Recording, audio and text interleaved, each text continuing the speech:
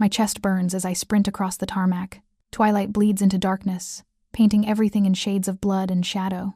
The wind whips at my black uniform, the white apron still carrying the scent of lemon polish and jasmine air freshener from the cabin I cleaned an hour ago. Jet fuel mingles with my own fierce sweat, and I can taste metal in my mouth from running too hard, too fast.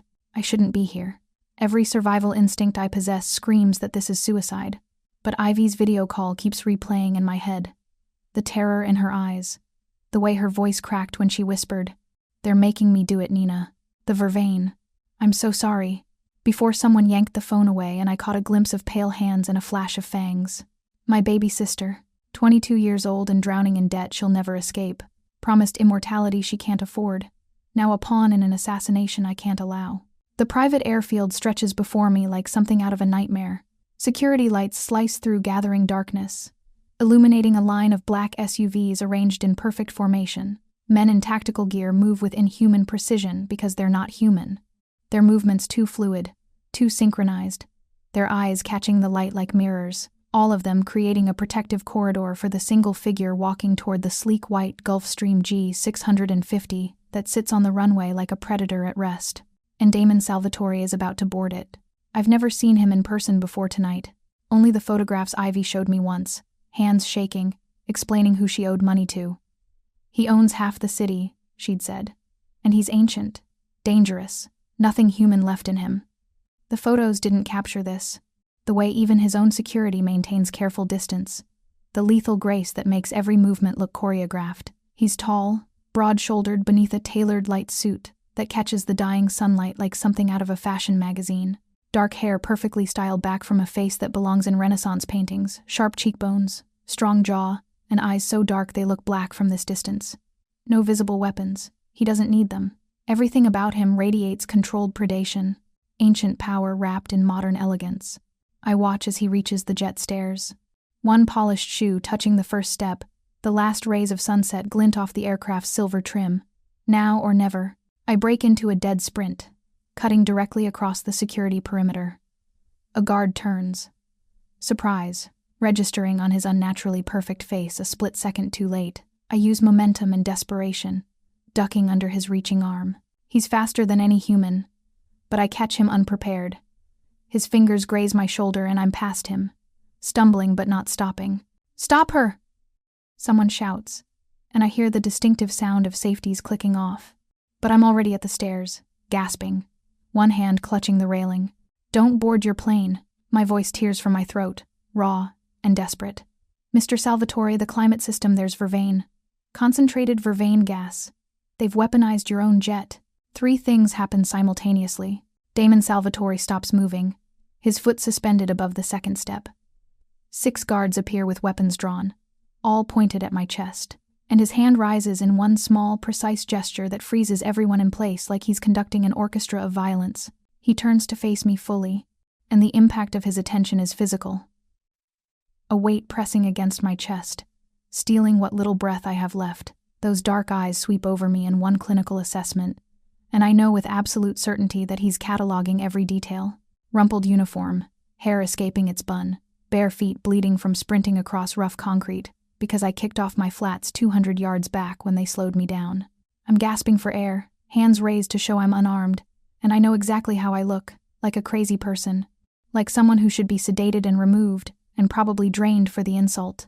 But I hold his gaze because looking away feels like death. He descends the steps with movements that aren't quite right, too smooth, too perfect. The economy of motion that comes from centuries of practice. When he stops 3 feet away, I can see his eyes aren't black at all. They're dark brown, almost amber in the dying light, and absolutely inhuman in their intensity. "Explain." One word. Quiet, almost conversational, but it cuts through the evening air like a blade. My throat closes. I force words past the terror. "My sister, Ivy Cosgrove. The Crimson Circle has her. They made her. They forced her to contaminate the climate control system, concentrated vervain aerosol, connected to the pressurization. Once you reach altitude, it'll disperse through the cabin. I don't know the exact mechanism, but I know it's there. Please, you have to check." Silence. He studies me with the same intensity someone might examine a chessboard 3 moves from checkmate.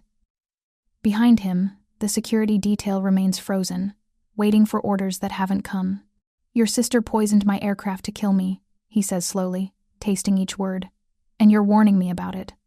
His head tilts fractionally, and something flickers in those inhuman eyes. Interesting choice. She didn't want to. The words tumble out faster now. Desperation overriding caution.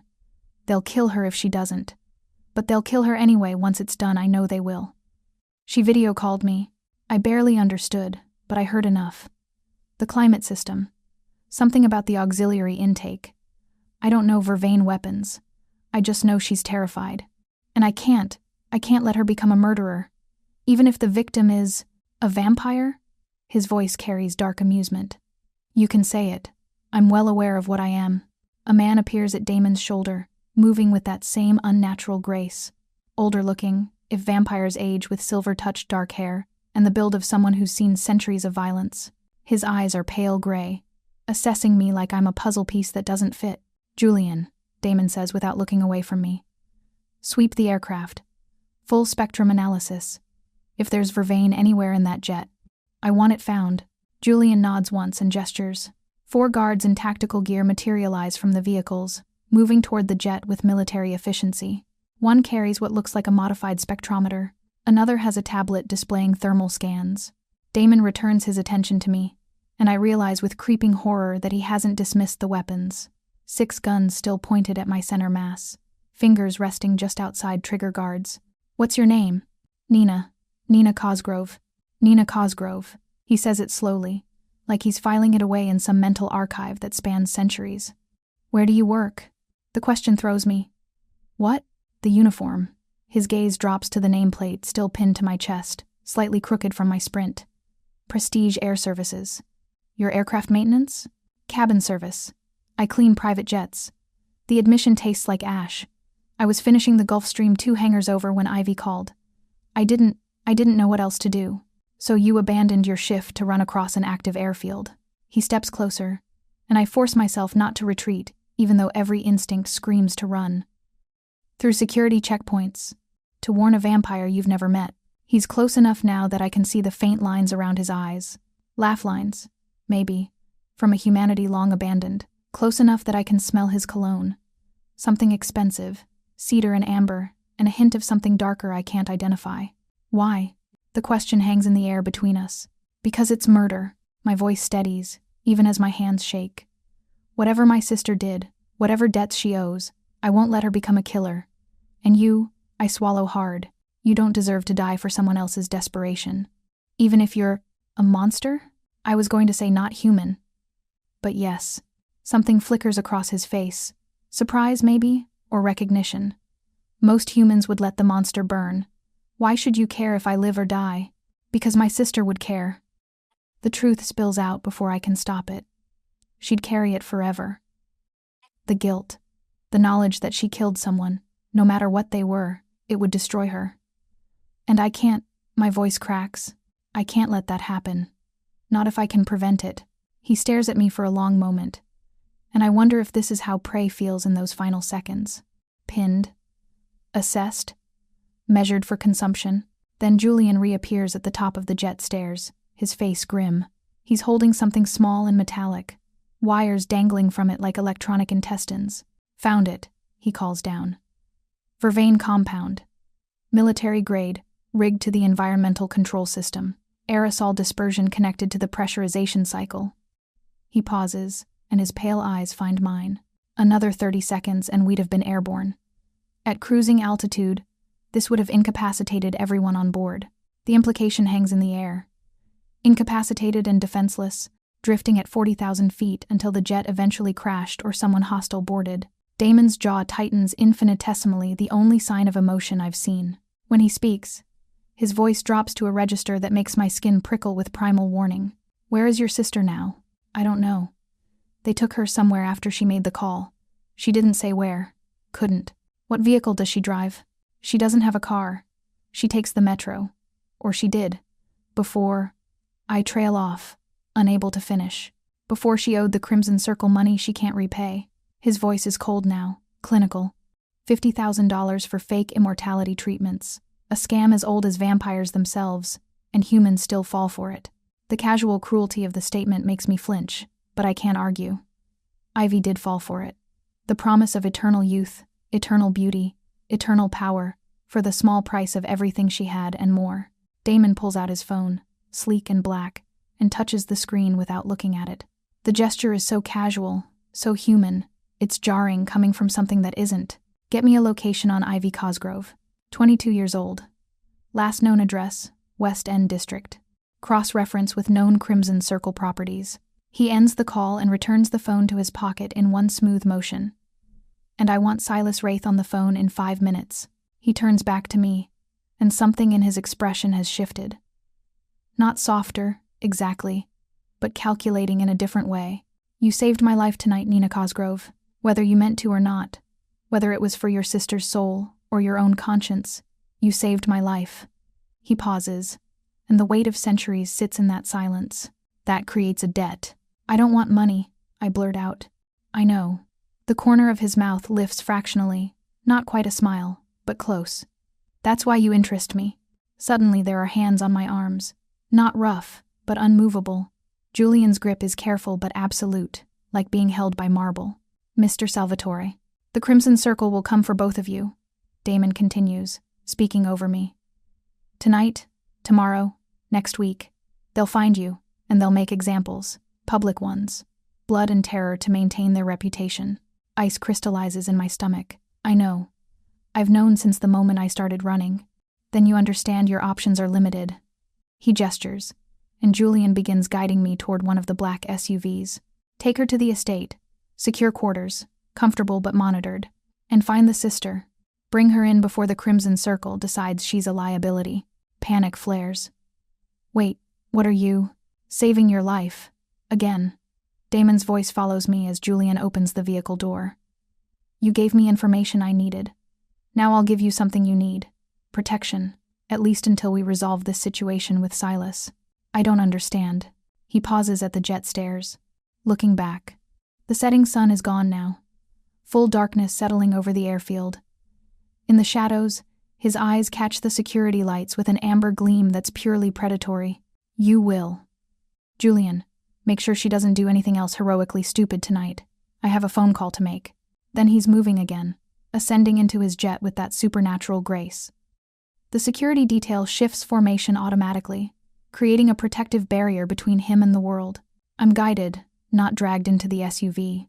The leather interior is warm, climate-controlled, and smells faintly of expensive cologne. Someone hands me a blanket. Through the tinted window, I watch Damon Salvatore make a call, his expression carved from stone. Whatever he's saying, whoever he's speaking to, it's a conversation that will change everything. And I realize with crystallizing certainty that I've just traded one type of danger for another. The Crimson Circle wanted us dead. Damon Salvatore wants us alive. I'm not sure which is more frightening. The SUV smells like leather and something I can't identify, something old and faintly metallic that makes my skin prickle. Julian sits across from me in the spacious rear cabin, his pale gray eyes never leaving my face. He hasn't spoken since we pulled away from the airfield. But his silence feels deliberate, weighted with centuries of practice. My phone buzzes. I reach for it instinctively, but Julian's hand moves faster than should be possible, intercepting my wrist with a grip that's gentle and absolutely unyielding. That stays off until Mr. Salvatore clears you, he says. His voice is surprisingly soft, cultured, with an accent I can't place. Standard security protocol. The Crimson Circle is resourceful. They could be tracking your device. I hadn't thought of that. The realization settles like ice in my stomach. How many other things haven't I thought of? How deep into this nightmare am I really stepping? Julian releases my wrist and I pull back, cradling my hand like it's been burned. Through the tinted windows, I watch the city slide past. We're heading east, away from the commercial district, toward the hills where old money builds estates behind high walls and higher gates. Is she alive? The question escapes before I can stop it. Ivy, did you find her? Our people are searching. Julian's expression doesn't change. If she's at any known Crimson Circle location, we'll extract her within the hour. And if she's not, then we keep looking. He tilts his head, studying me with that unnerving vampire focus. Your sister made a choice that should cost her everything. You understand that, don't you? In our world, Attempted assassination of someone like Damon Salvatore doesn't typically end with rescue operations. She didn't have a choice. I snap, then immediately regret the tone. You don't snap at vampires. Not if you want to keep your throat intact. But Julian just nods slowly. Perhaps. We'll see what she says when we find her. The SUV turns onto a private road, and massive iron gates swing open automatically. Security cameras track our progress, their red lights blinking like predator eyes in the darkness. The estate that materializes from the trees is something out of a Gothic novel, all stone and wrought iron and architectural details that speak of centuries rather than decades. Ivy climbs the walls, gargoyles perch on corners.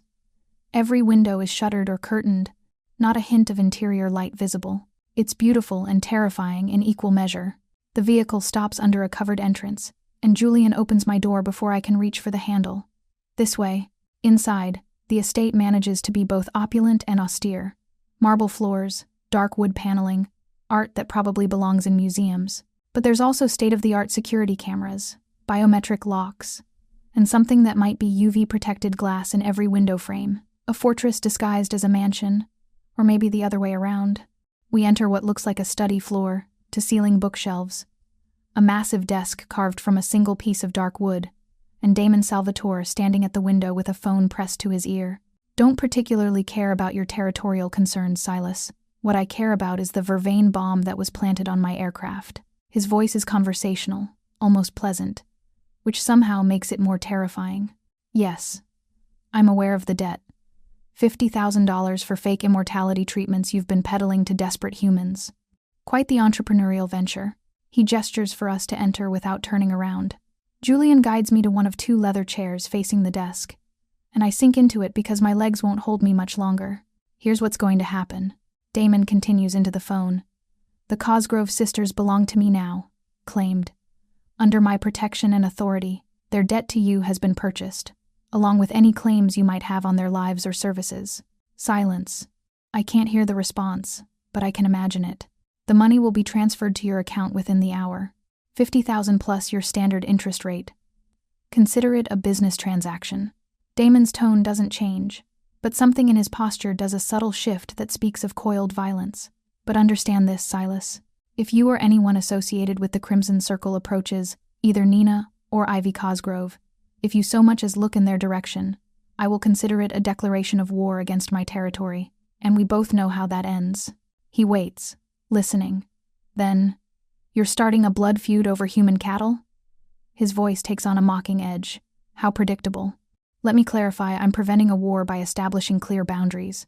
The sisters are mine. Touching them means touching me. I trust I'm being clear?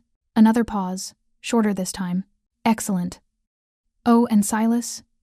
Your infiltration network is remarkably amateur. Airport security, flight crew, maintenance workers all compromised. I'll be forwarding their names to the council. I'm sure they'll be fascinated to learn about your little vervain distribution scheme. He ends the call with a decisive tap, and finally turns to face me. His eyes find mine across the study, and in the lamplight they're not quite human, the pupils too perfect, the focus too absolute. Your sister tried to kill me.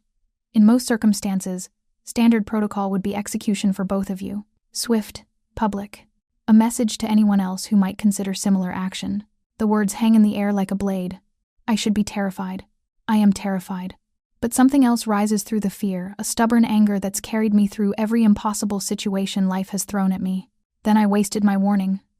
I hear myself say, should have let you board. At least that way only one monster would have died instead of two innocents. Julian makes a sound that might be surprise or disapproval, but Damon's expression shifts something that might be amusement flickering in those ancient eyes. Most humans grovel at this point, he observes. Beg for mercy, offer anything and everything. But you, he moves around the desk with that unnatural grace, perching on the edge in a posture that manages to be both casual and threatening. You have a spine. Interesting. Ivy has a spine too, I counter, though my voice shakes. She just made a mistake. A stupid, desperate mistake, but not one that deserves death, doesn't it? He tilts his head. She contaminated my aircraft with a military-grade toxin, designed specifically to incapacitate vampires. At cruising altitude, that would have left me and my security detail completely vulnerable. The jet could have crashed, killing everyone on board. Or more likely, the Crimson Circle would have boarded mid-flight, extracted what they wanted, and disposed of the evidence. Tell me, Nina, what do you think happens to the cabin service worker who cleaned that plane earlier? The one whose fingerprints are all over the interior? The implication hits like a fist. They would have killed me anyway. Loose end. Potential witness. I've already saved your life once tonight, Damon continues softly, by choosing not to board that aircraft. And I'm about to save it again, along with your sisters. But understand this isn't charity. This is investment. Investment in what? To be determined. He stands, moving to a sidebar where crystal decanters catch the light. He pours something amber into a glass whiskey. Maybe, though I've never seen a vampire drink anything except blood. Here's how this works. You and Ivy live here, on this estate, under my protection. You work for me. Ivy stays in secured quarters until I'm satisfied she isn't a security risk. You serve as my day liaison, the human face for my business operations that require interaction during sunlight hours. So we're prisoners. You're claimed. He takes a sip of the whiskey, his expression unreadable. There's a difference. Prisoners are kept against their will. Claimed humans are under vampire protection, which in our world carries significant weight. No vampire can touch you without facing retaliation from me. No human criminal organization would dare. You're as safe as it's possible to be, given the circumstances. And if we refuse, then you're free to leave.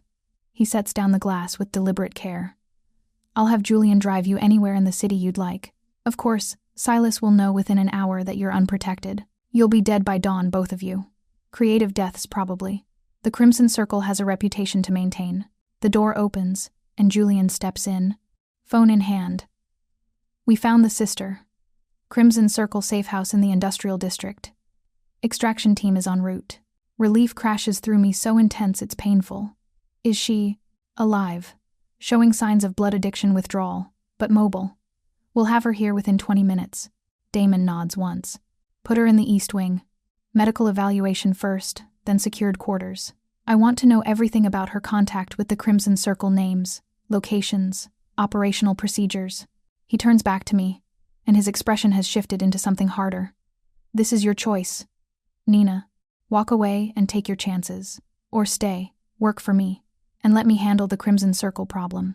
But choose now, because once Ivy arrives, the offer expires. I think about my sister. About the life we've scraped together since our parents died. About the small apartment we share, the bills we can barely pay, the desperate choices that led her to the Crimson Circle in the first place.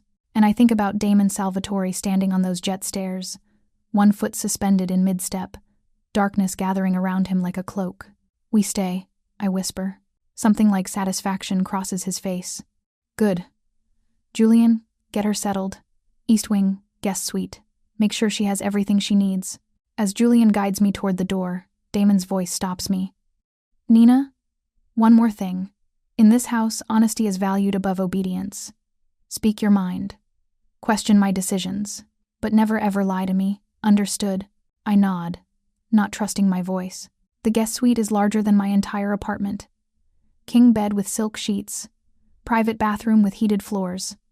A closet someone has already filled with clothes in my exact size. How did they even know? But I'm too exhausted to question it. Too overwhelmed to do anything except sink onto the edge of the bed and stare at my bleeding feet.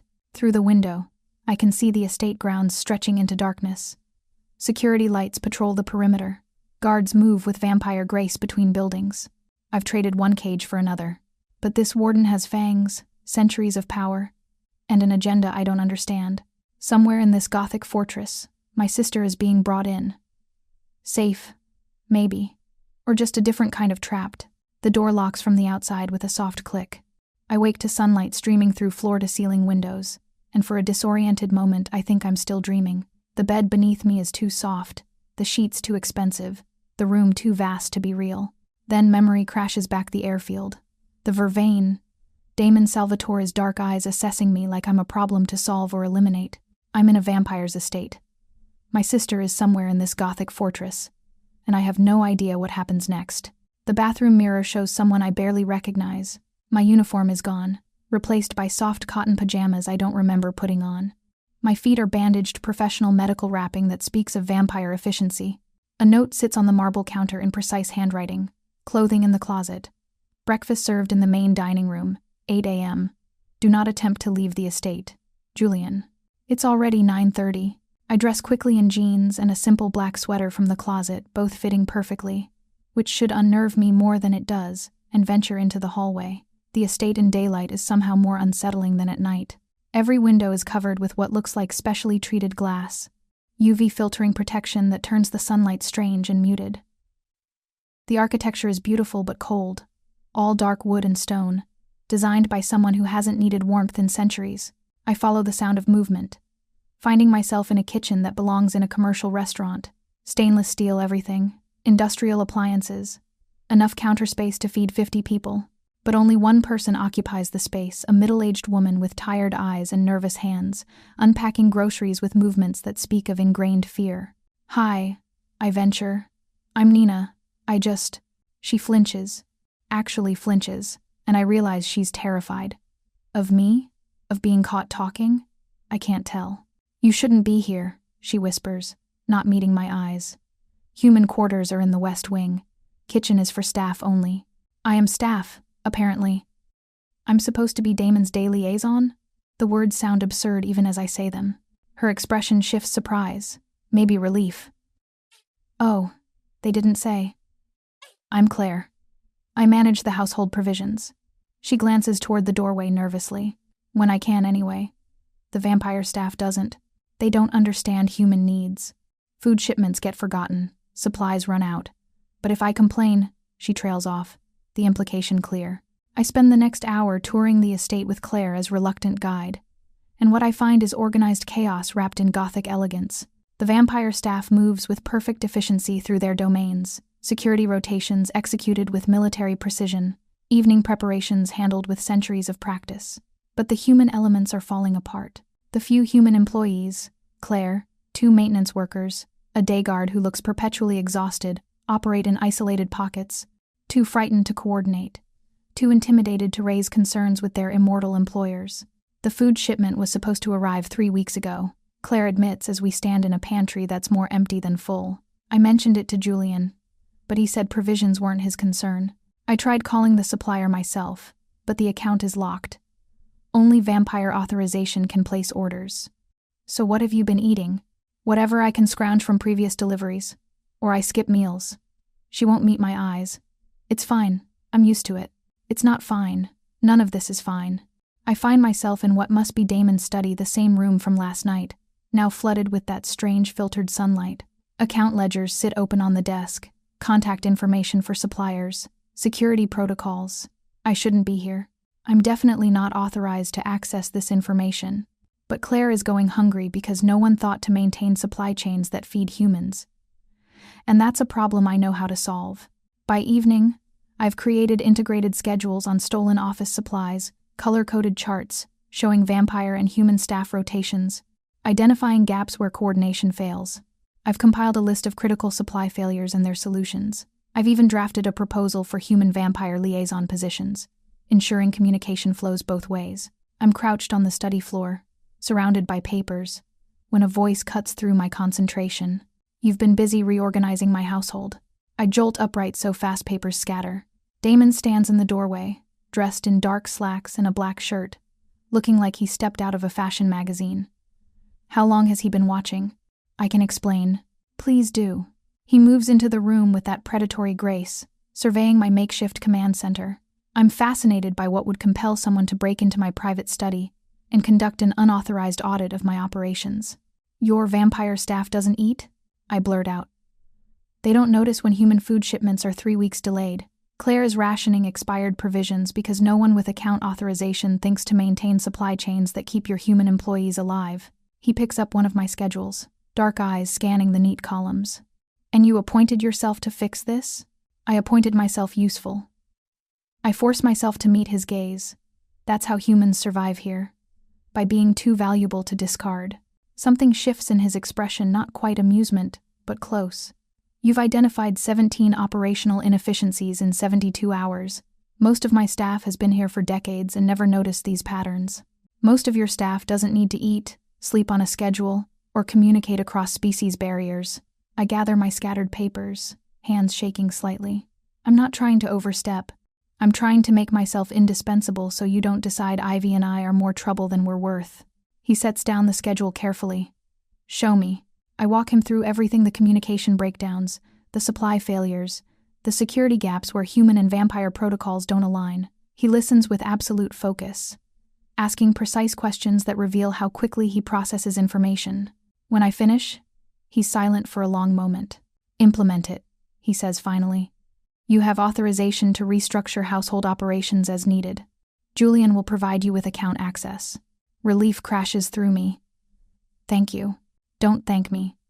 Prove the investment was worthwhile. He turns to leave, but I find myself speaking before I can stop. I haven't seen Ivy. Is she? Your sister is in medical evaluation. She'll remain in secured quarters until I'm satisfied she isn't compromised. His voice gentles fractionally. The blood addiction is more severe than we anticipated. The Crimson Circle's immortality serum was vampire blood mixed with chemical compounds designed to create dependency. She's going through withdrawal. Guilt twists in my chest. While I've been playing household manager, Ivy's been suffering alone. That night, I'm in the study compiling supplier contact information when alarms shatter the silence. Red lights flash. Somewhere, metal shutters slam down over windows. I freeze, papers forgotten, as footsteps thunder through the hallways, vampire speed. Multiple targets converging on a single point. The intercom crackles. Perimeter breach, southwest quadrant, all security to stations. I should hide. Lock myself in the panic room I know exists somewhere in this fortress. Instead, I find myself moving toward the windows, toward whatever threat just violated Damon's sanctuary. The southwest grounds are visible from the second-floor gallery, security lights flooding an area near the property line. Guards swarm the location, and through the filtered glass I can see what stopped them. A body. Human. Drained completely, skin paper white in the harsh lighting, and pinned to the chest, a note fluttering in the night breeze. I'm sketching the breach location on an estate map when Damon finds me. Not hiding in the panic room as protocol surely demands, but documenting attack patterns with stolen office supplies and determination. You're supposed to be in secure quarters. I don't look up from my map. This is the third breach in 72 hours. Southwest quadrant, northeast fence line, and that incident near the east gates yesterday. 3 attacks, 3 different entry points. I mark each location with red X's. They're testing your response times, mapping your security patterns. He moves to stand beside me, studying the map. You think tactically. For a human, survival makes you observant. For anyone, I set down the pen, finally meeting his eyes. The Crimson Circle isn't going away, is it? That body that was a message. We don't forget. He quotes softly. Yes. Silas is making his position clear. So what happens now? Now I decide whether keeping you here makes you safer or just paints a brighter target. He leans against the desk, arms crossed. I could send you away. New identity, relocation to another city, enough money to start over. You'd be free of me and free of the Crimson Circle. 50-50 chance you survive 6 months before someone tracks you down. The offer hangs between us, tempting and terrifying. And Ivy? She stays until the blood addiction is managed. Medical protocols require at least 2 more weeks of supervised treatment. I think about my sister alone in secured quarters, fighting withdrawal and guilt. About Claire going hungry because immortal beings don't notice mortal needs. About the organized chaos I'm finally starting to understand. Ivy's still here, I say quietly. I'm staying. Damon studies me for a long moment. And I wonder what he sees, stupid loyalty or useful stubbornness. You're either incredibly loyal or incredibly stupid. Maybe both. I straighten the papers on his desk, putting my makeshift command center back in order. Does it matter if I'm useful? His laugh is unexpected, brief, and genuine. No, I suppose it doesn't. The invitation arrives on black cardstock with silver script so elegant it looks like calligraphy from another century. Which, knowing vampires, it probably is. The regional council requests the honor of Damon Salvatore's presence at the quarterly gathering. Guest attendance permitted. I find Damon in his study. The invitation open on his desk between us like a declaration of war. You're bringing me. It's not a question. I've learned to read the subtle shifts in his expression over the past 2 weeks. The way his jaw tightens when he's made a decision. The fractional narrowing of his eyes when he's calculating outcomes. Claimed humans rarely appear at council gatherings, he says, not looking up from the tactical map he's been studying. It's considered ostentatious. a display of power that most find distasteful. Then why? Because Silas will be there. Now he does look at me, and his eyes carry that predatory focus I've come to recognize. And I want him to see exactly what protecting you costs me. The statement I'm making by bringing a human into a room full of vampires who consider your species livestock.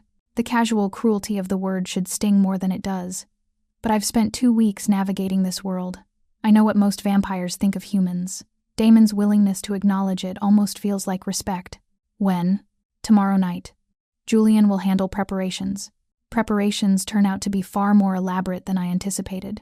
A woman named Vivienne Vampire, elegant, with the kind of timeless beauty that comes from centuries of perfection, arrives with garment bags and an assessing eye that strips me to component parts.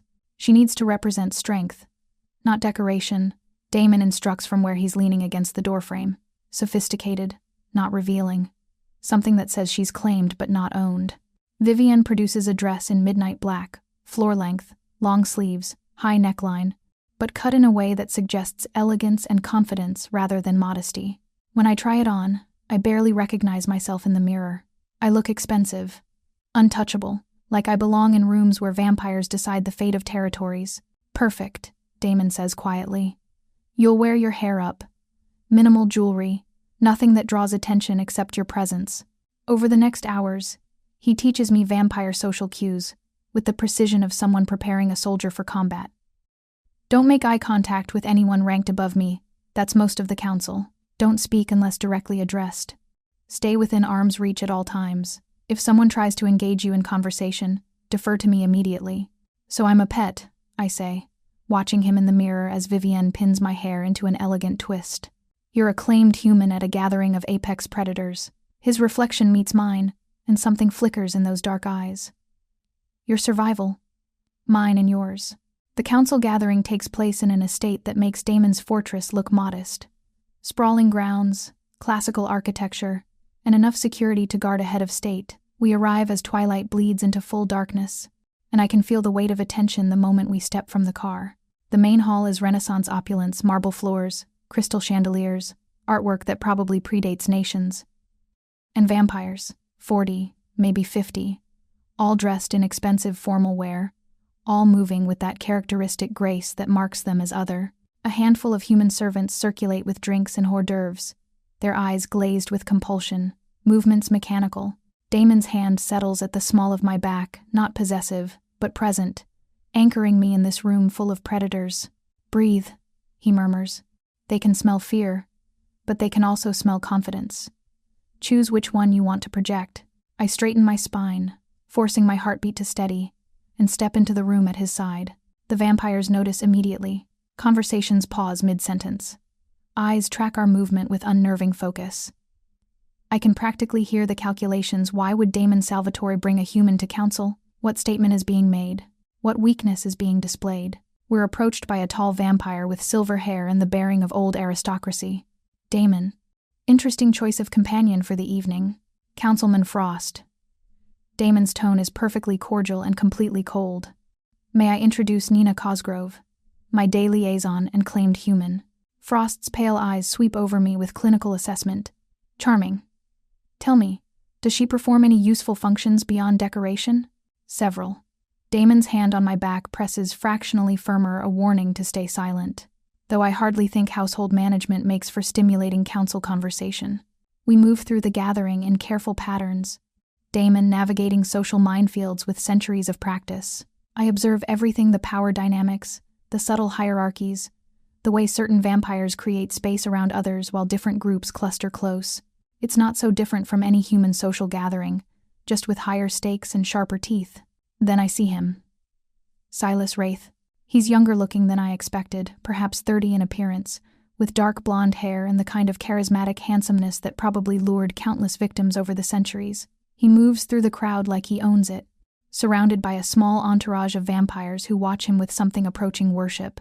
When his eyes find Damon, the temperature in the room seems to drop. Salvatore. Silas's voice carries across the space, turning heads. Interesting choice, bringing human livestock to civilized company. I didn't realize council gatherings had become so progressive. The insult is deliberate, calculated to provoke. I feel Damon's muscles coil beneath his perfectly tailored suit, but his expression doesn't change. Interesting choice.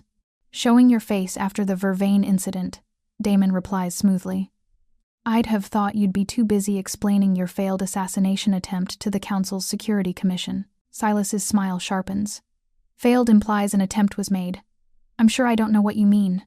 They're circling each other now, apex predators testing boundaries, and I realize the rest of the room has gone silent. Watching. This is theater, performance, the kind of public confrontation that determines territorial power.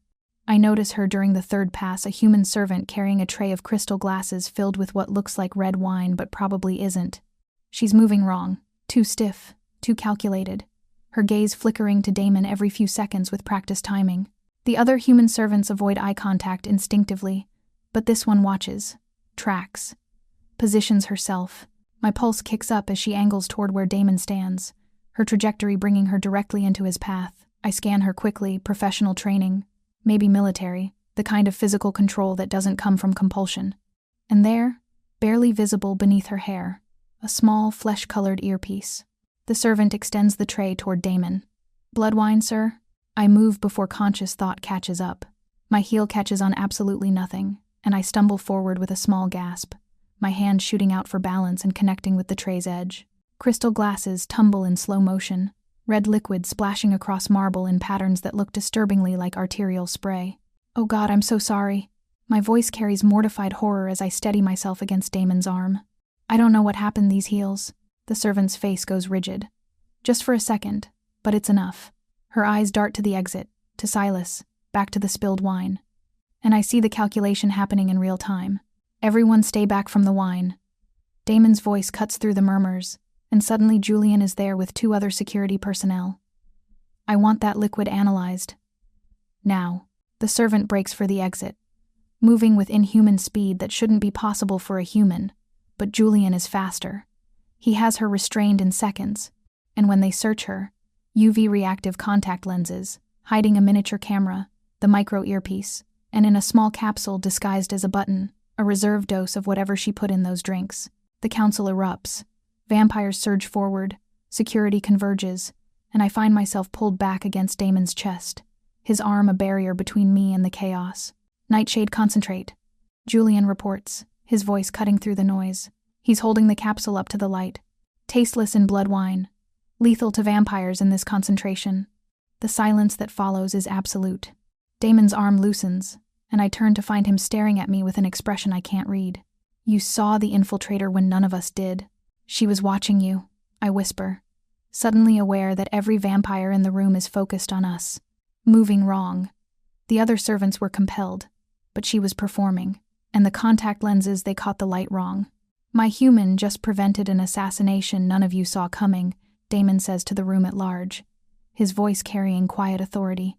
While you were posturing over territorial politics, a claimed human saved my life. Again, Silas's expression has gone carefully blank, but I catch the flash of calculation in his eyes before he turns away, his entourage following like loyal dogs. The gathering dissolves after that, council members departing in clusters, murmuring about security failures and human observation. We're among the last to leave, and I can feel exhaustion pulling at my bones, adrenaline crash, after hours of hypervigilance in a room full of predators.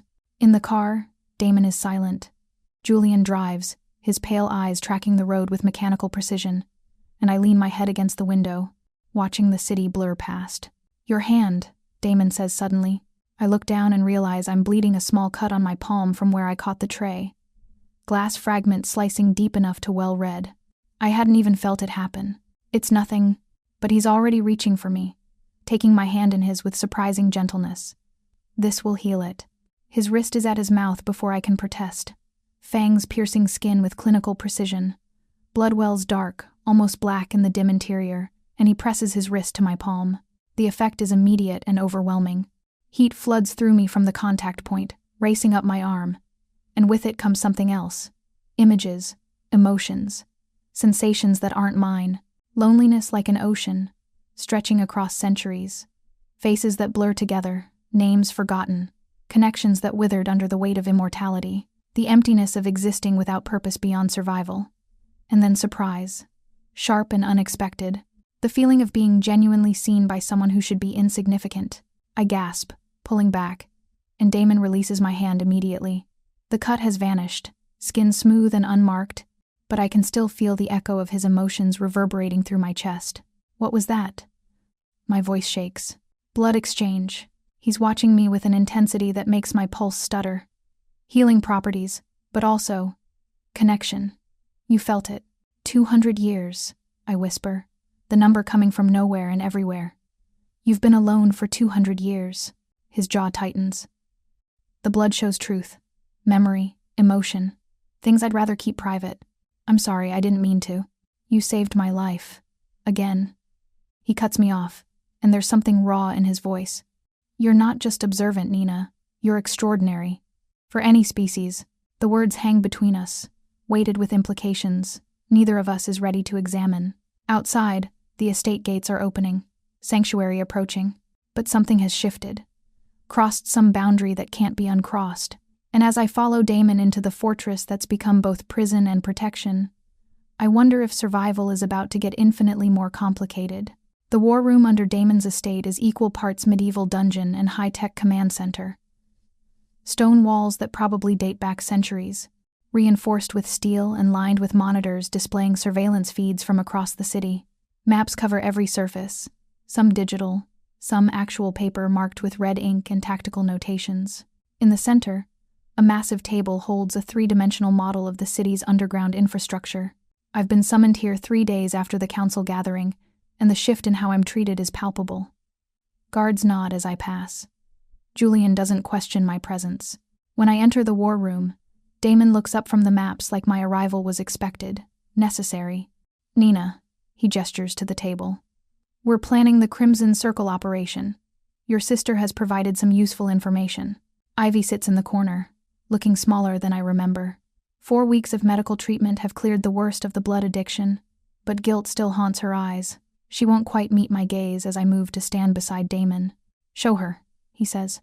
Julian activates a holographic display, a rotating 3D model of an underground facility. Multiple levels, narrow corridors, rooms marked with different color codes. Your sister described the location where she received the immortality treatments. Cross-referencing with property records and surveillance, we've identified 3 possible sites. It's this one. Ivy's voice is barely audible. She points to a location in the industrial district, her hand shaking. I remember the subway station nearby, the smell of the foundry next door, the way the walls sweated condensation because we were so far underground. I study the layout, something nagging at my memory. They're not just targeting vampires, are they? This operation, it's bigger than a blood feud. Damon's eyes sharpen. Explain. Look at the facility structure. Medical wing, holding cells, processing center. I trace the paths with my finger. This isn't assassination infrastructure. This is harvesting. They're farming desperate humans, promising immortality, extracting blood and money, then either disposing of them or keeping them dependent on blood-laced treatments. Julian pulls up missing persons reports on one of the monitors, dozens of faces, all young, all desperate-looking. 17 missing persons in the past 6 months, all last seen in areas near known Crimson Circle operations. 37 if you go back 2 years. I counter, remembering conversations with Claire and the other human staff. The Vampire Intelligence Network doesn't track human disappearances in lower-income areas, but humans talk to each other.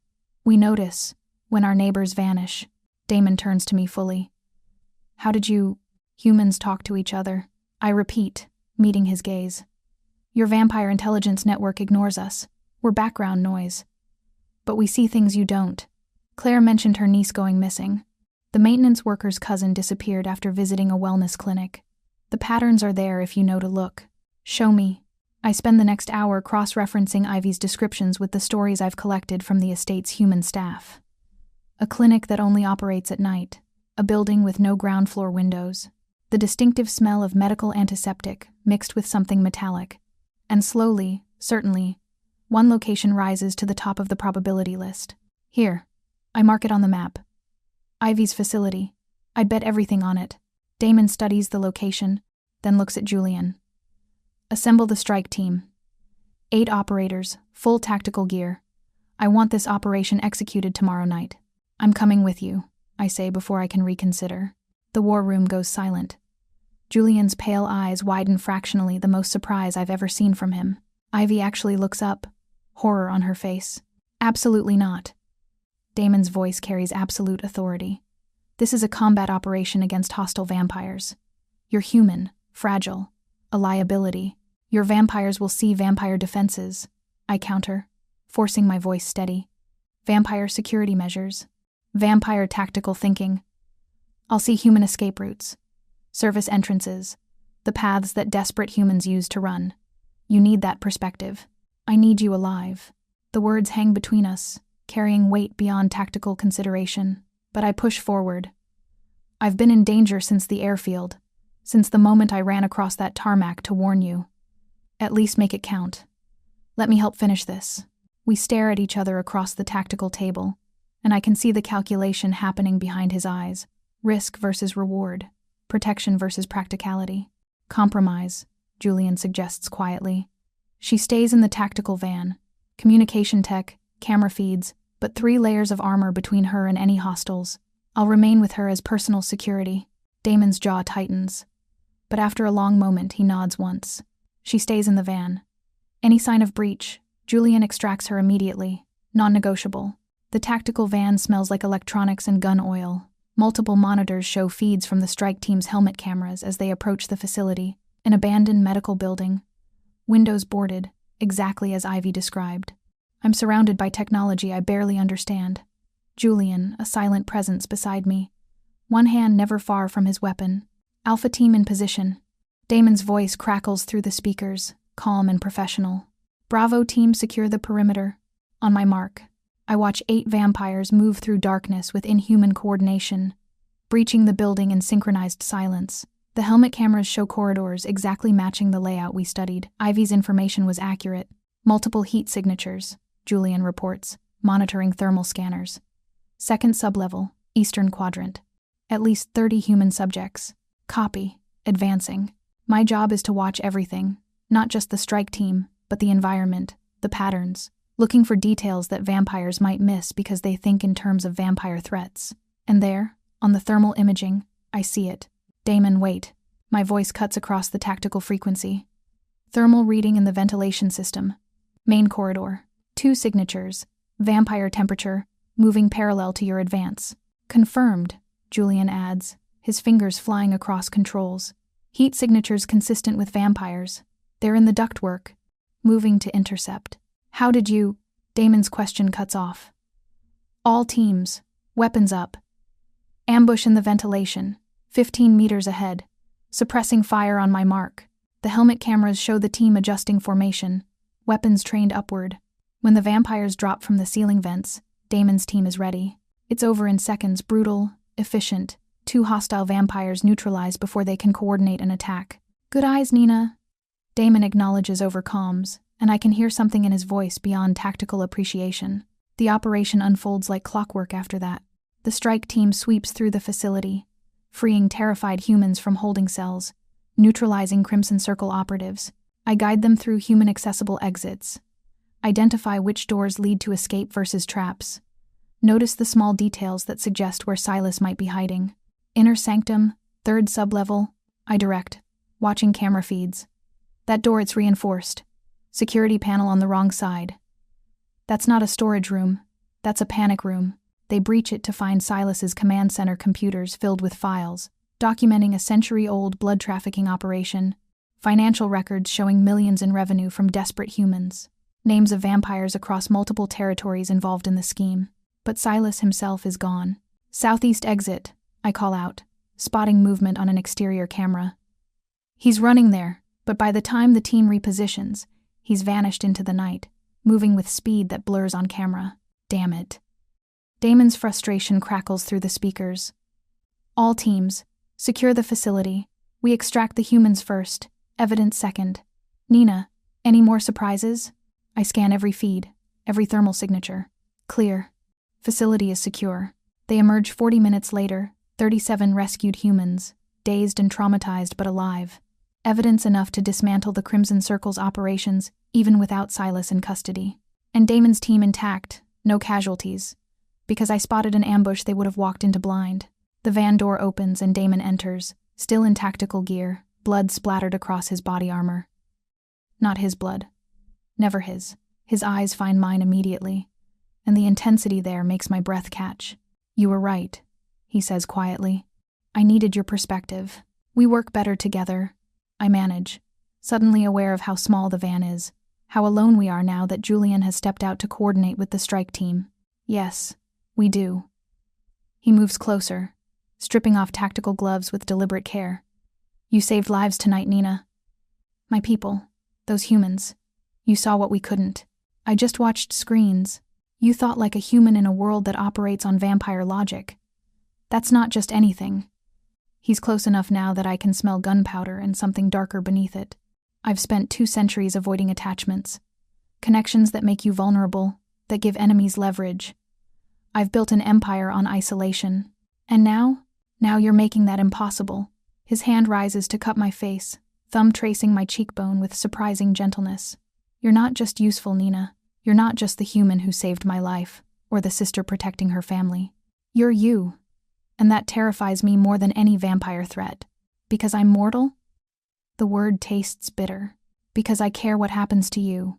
His forehead rests against mine, and I can feel his breath against my lips. "Because when I thought about you in danger tonight, about you being hurt, I realized that you've become something I can't afford to lose." "Damon." He kisses me before I can finish the thought. It's not gentle or tentative, it's inevitable. Dangerous. Crossing the final boundary we've been dancing around for weeks. His mouth claims mine with the confidence of someone who's had centuries to perfect the art, and I kiss him back like I'm drowning and he's air. When we break apart, both breathing harder than necessary, his dark eyes search mine. This changes everything. I know. My hands are fisted in his tactical vest, anchoring myself. Vampire and human. Immortal and mortal. Predator and partner, he corrects softly. Equal. The woman who sees what I miss and complements what I lack. That's what you are. That's impossible. Most worthwhile things are. He kisses me again, softer this time, like he's memorizing the taste. We'll figure it out, together. Outside, I can hear Julian coordinating with the team. Rescued humans being loaded into medical transport, evidence being catalogued. The Crimson Circle is scattered if not destroyed. Silas at large but hunted. And inside this tactical van, surrounded by monitors and weapons, Damon Salvatore holds me like I'm something precious rather than fragile. Tomorrow we'll face the complications. The impossible logistics of vampire and human. The certainty of my mortality against his eternity. But tonight, in the aftermath of battle and blood, we choose each other anyway. 6 months later, the world looks different. I stand at the floor-to-ceiling windows of what's become my office, not a guest suite anymore, but a legitimate workspace in the east wing of Damon's estate. Below, the grounds stretch toward the city, and I can see the legitimate businesses we've built together. The Crisis Center for Humans Escaping Supernatural Exploitation, the Scholarship Foundation, the Legal Advocacy Network. Damon's empire is transforming from shadows into something that operates in daylight, and I'm the bridge that makes it possible. My title is official now. Liaison between Damon Salvatore's organization and the human world. I negotiate contracts, interface with city officials, present the public face of operations that can't be conducted by vampires during business hours. I've become indispensable, exactly as I intended. I just didn't expect to become his. "Nina?" Ivy's voice pulls me from my thoughts. She's standing in the doorway, looking healthier than I've seen her in years. University textbooks under one arm, a coffee in her hand that her boyfriend Trevor brought her. Normal, human, the life I fought to give her. "You're going to be late for the trial." The trial. Silas Wraith, finally in custody after 6 months of pursuit, facing vampire justice for blood trafficking, attempted assassination, and crimes spanning a century. And I'm the human witness, required by vampire law to testify. I'm coming. The council chamber is even more intimidating than the gathering where I prevented Silas's first assassination attempt. 50 vampires sit in judgment, their collective age measured in millennia, their power absolute. I take my place in the witness area, painfully aware of my mortality in a room full of beings who've outlived empires. Damon sits among the council, now his territory. His authority formally recognized after dismantling the Crimson Circle. He doesn't look at me as I'm sworn in, but I can feel his attention like a physical weight. My testimony is clinical, factual. Ivy's coercion, The Vervain plot, the blood trafficking operation, the humans we rescued. I keep my voice steady, professional, even when Silas's pale eyes bore into me with hatred that's had 6 months to ferment. When the counsel opens the floor for Silas to speak in his defense, he doesn't address the charges. He addresses me. You think he loves you? His voice carries mockery that echoes off stone walls. Look around, little human. Everyone in this room will be exactly as they are in 50 years. 100 years. But you? He leans forward, chains rattling. In 50 years, you'll be dust. And Damon Salvatore will be exactly what he is now, alone, hunting for the next temporary distraction. The words land like physical blows, because I've thought them myself, in the dark hours before dawn, lying beside someone who'll never age while I count each day closer to inevitable mortality. You're a novelty, Silas continues, sensing weakness. An interesting human who happened to be useful. But love requires equals, and you'll never be his equal. You're just temporary. That's enough. Damon's voice cuts through the chamber like a blade, but the damage is done. The council deliberates for less than an hour. Silas Wraith is sentenced to final death heart extraction, the only true death a vampire can experience. I watch as they carry out the sentence with clinical efficiency, and feel nothing except the hollow echo of Silas's words. Temporary, temporary, temporary. I withdraw after the trial. Not physically, I'm still in the estate, still performing my duties, but emotionally I build walls that even Damon's centuries of experience can't breach. We work together with professional efficiency. We attend meetings, coordinate operations, present a united front to the world, but I stop letting him touch me. Stop meeting his eyes for longer than necessary. Stop believing that love can transcend the fundamental inequality of mortality versus eternity. Ivy finds me in my office a week after the trial, staring at budget reports without seeing them. You're doing the thing, she says, closing the door behind her. What thing? The self-sacrificing martyr thing. The, I'll push him away before he can leave me thing. She sits on the edge of my desk, forcing me to acknowledge her. Nina, you saved me. You risked everything to give me a second chance at life. Let him save you. Saving me means watching me die, I whisper. Eventually, age and mortality and everything that comes with being human. He'll be exactly the same 200 years from now, and I'll be gone. Yes, but you'll also be his, for however long you have. Isn't that worth something? Ivy takes my hand, squeezing hard. He's choosing you, Nina. A human lifetime with you over eternity alone. That's not nothing. Or it means letting him choose what he values more, I say, but the words lack conviction. Eternity alone, or time with me, then let him choose. Damon finds me that evening, and his expression carries a determination I've learned to recognize. Come with me. Where? Trust me, please. The car takes us to the private airfield where this all began. The same tarmac I sprinted across 6 months ago, bleeding and desperate. And there, gleaming under runway lights, is the Gulfstream G650 completely refurbished. No trace of the Vervain incident that nearly killed him. He leads me up the stairs into an interior that's been transformed.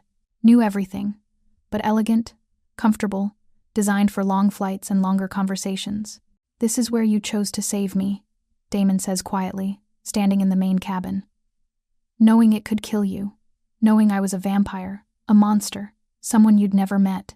You ran across that tarmac anyway. I couldn't let you die. The memory is visceral fear and desperation, and the copper taste of adrenaline. I can't let you go. He moves closer, and I see something in his face I've never witnessed: uncertainty, vulnerability. These 6 months with you have been the most alive I've felt in 2 centuries. And I know that's insufficient. I know the mathematics don't work your mortality against my immortality. But Nina, I need you to understand something. He pulls a small velvet box from his pocket, opens it. Inside are 2 items, a ring and a vial. The ring, he says, touching it with careful fingers, represents a promise. Marry me, grow old with me. I'll have 50, 60, maybe 70 years if we're lucky. Then I'll face eternity knowing I chose the best years possible. Knowing I loved someone completely, without reservation, for however long time allowed. My throat closes. I can't speak. The vial, he continues, contains my blood. Enough to turn you, if you choose. We'll have centuries together. Forever, if such a thing exists. But you'll lose your humanity, your mortality. Everything that makes you see the world the way you do. The perspective that saved my life, that transformed my operations, that taught me what I'd been missing. He looks up, and his dark eyes carry 200 years of loneliness and 6 months of hope. Both scare me. Losing you to age, changing you into something else. But not choosing is worse. So I'm asking you to choose. Human lifetime or vampire eternity. Marriage or immortality. Me or forever. You'd really... I can barely form the words. You'd choose a human lifetime with me over immortality alone. I've had centuries of alone, he says simply. I've had 6 months of you. There's no comparison. You've taught me that immortality without meaning is just extended survival. I'd rather have meaning, even if it's temporary. I stare at the box, at the 2 futures he's offering. The vial catches the cabin lights, dark and promising. The ring gleams with mortal warmth. I take the ring, leave the vial. I want the time we have to matter because it's limited, I say, voice shaking. I want to grow old knowing every year was a choice you made. Every wrinkle, every gray hair, every sign of mortality. I want you to choose that. Choose me, exactly as I am. You're sure? His hands frame my face, and I can feel the coolness of his skin against my warmth. No regrets? No what-ifs? I've never been more certain of anything. He slides the ring onto my finger, simple platinum with a small diamond that catches light and throws it back in prismatic colors. Then he kisses me like it's the first time and the 1000th time, like I'm both fragile and essential, mortal and irreplaceable. We should probably discuss logistics, I murmur against his mouth. Marriage licenses, human legalities, how this works when you're... later. He pulls me closer, and I can feel him smiling. For once in 200 years, I don't want to think tactically. I just want to feel, then feel, I whisper. We take off an hour later, Damon in the sun-protected cockpit area designed for vampire pilots, me in the main cabin watching the city fall away below us. The sunset paints everything gold and red, and through the cockpit door I can see him silhouetted against filtered light. Aren't you afraid? I ask when we reach cruising altitude, when the world below is just patterns of light against darkness. He emerges from the cockpit, moving to sit beside me, terrified. But for the first time in 200 years, I'm not afraid of feeling. I'm not afraid of connection, of vulnerability, of caring what happens to someone who isn't eternal. Because I'm worth it. Because we're worth it. He takes my hand, the one with the ring threading his fingers through mine. His skin is eternally cool. Ancient strength wrapped in human form. Mine is warm, mortal, already counting down toward an ending he'll witness. Partnership doesn't require equal lifespans. It requires equal commitment. The plane banks, heading toward somewhere new, honeymoon destination, or just away from obligations. I don't ask. Below, the sun finishes setting, and stars begin emerging in the darkening sky. I lean against him, feeling his arm wrap around me, and think about the mathematics of our situation. 50 years if I'm lucky. 70 if I'm extraordinarily fortunate. A blink for someone who's lived 2 centuries, who will live 2 more. But right now, in this moment, it's enough. Some love stories last forever, I say softly. Ours will last a lifetime, Damon responds, pressing a kiss to my hair. And that's enough. Our hands remain clasped, mine with the ring, mortal warmth already planning our future. His eternally cool, ancient strength choosing temporary beauty over endless solitude. Outside, the plane cuts through darkness toward dawn, mortality and immortality flying together into whatever time allows. And somewhere below, in the city we left behind, Ivy texts her boyfriend about her sister's engagement. Claire plans a celebration with the estate staff. Julian updates security protocols to include a vampire's human wife. The world keeps turning. We keep choosing each other. That's enough. That's everything.